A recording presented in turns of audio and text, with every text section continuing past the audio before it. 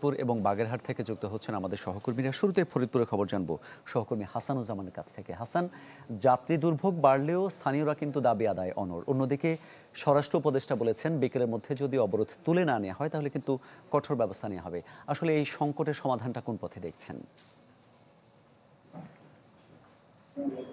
আসলে গত কয়েকদিনের আন্দোলন ধারাবাহিকতায় আজকে রবিবার সকাল থেকে আবারও যে অবরোধ শুরু হয়েছে ফরিদপুরের ভাঙ্গার 4টি পয়েন্টে সড়ক অবরোধ এবং একটি পয়েন্টে রেল অবরোধ করে রেখেছেন বিক্ষুব্ধ এলাকাবাসী। 2টি ইউনিয়ন হামিদদি এবং আলগি তারা ভাঙাই থাকতে চান, তারা অন্য আসনে যেতে চান না। এই দাবিতে তাদের এই অবরোধে আজকে যে নতুন চিত্র হয়েছে সেটি হচ্ছে যে খুলনা থেকে ঢাকাগামী কমিউটার ট্রেন নকশিকাথা সেটিকে 9টায় আটকে দেওয়াতে অনেক যাত্রী কিন্তু দুর্ভোগে পড়েছে। এদিকে দুপুর থেকে টানা বৃষ্টি শুরু হয়েছে ঘণ্টাখানেক যাবত, এবং এই অবরোধকারী যারা যাত্রীরা দুর্ভোগে নাকাল তাদের সাথে নতুন মাত্রা পেয়েছে, তাদের বৃষ্টিতে তারা আরো নাকাল হয়েছে। এবং স্বরাষ্ট্র উপদেষ্টা যে তাদের কঠোর অবস্থানের কথা জানিয়েছেন সেটি এই এলাকায় এসেছে মানুষের মধ্যে, সেটি নিয়েও প্রতিক্রিয়া আছে। তারা তাদের দাবিতে এখনো অনড় রয়েছেন।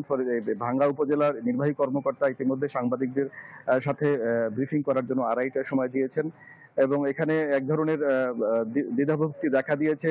তারা বলছেন যে আমরা এই দাবি না মানা পর্যন্ত আমরা এই অবস্থান ছেড়ে যাব না। পাশাপাশি একই সঙ্গে কিন্তু আমরা দেখতে পাচ্ছি যে প্রশাসনের এই কঠোর অবস্থানে অনেকে কিন্তু তাদের যৌক্তিকভাবে এই দাবি আদায় করার জন্য তাদের আন্দোলনকে দুর্ভোগ থেকে সরিয়ে নেওয়ার কথাও কেউ কেউ বলছেন। তো আমরা অপেক্ষা রয়েছি, এবং আমরা দুর্ভোগে যে নাকাল মানুষের কষ্ট দুর্ভোগের যে দৃশ্য দেখতে পেয়েছি তাতে কিন্তু এলাকার মানুষের মধ্যেও এই দুর্ভোগের ব্যাপারেও মানুষের মধ্যে কিন্তু সিম্প্যাথি তৈরি হচ্ছে, এবং আন্দোলনকারীরা এখনো পর্যন্ত তাদের অবস্থানে অনড় রয়েছে। এখনো পর্যন্ত কোথাও কোনো অঘটনের ঘটনা আমরা জানতে পাইনি। মামুন, অনেক ধন্যবাদ আপনাকে।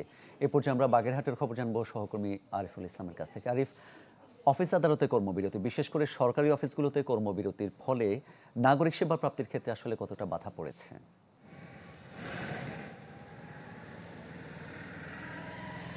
মামুন, দাঁড়িয়ে আছি বাগেরহাটের যে জেলা নির্বাচন অফিসের সামনে।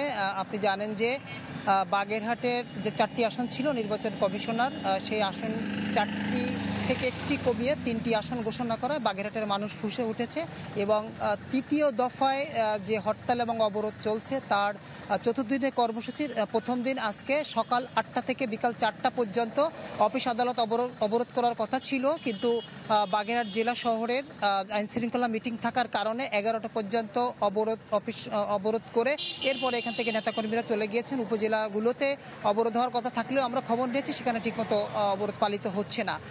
এরপরে সোম মঙ্গল বুধবারে যে হরতাল পালনের কথা রয়েছে, সোমবারে সকাল সন্ধ্যা হরতালের মধ্যে মহাসড়কে যান চলাচল চলবে না, দোকানপাট এবং রিক্সা ইজি বাইক চলাচল করবে।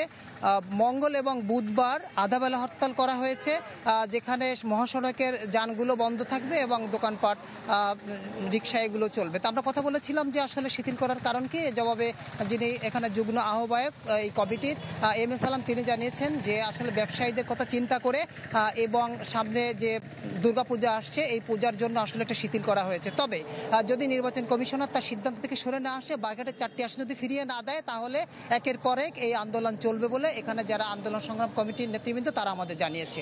এই ছিল বাগেরহাট থেকে সংসদীয় আসনের ব্যাপারে যে কর্মসূচি চলছে সেটা সর্বশেষ খবর। অনেক ধন্যবাদ আপনাকে। বাগেরহাট এবং ফরিদপুর থেকে যুক্ত হয়েছিলেন আমাদের সহকর্মীরা।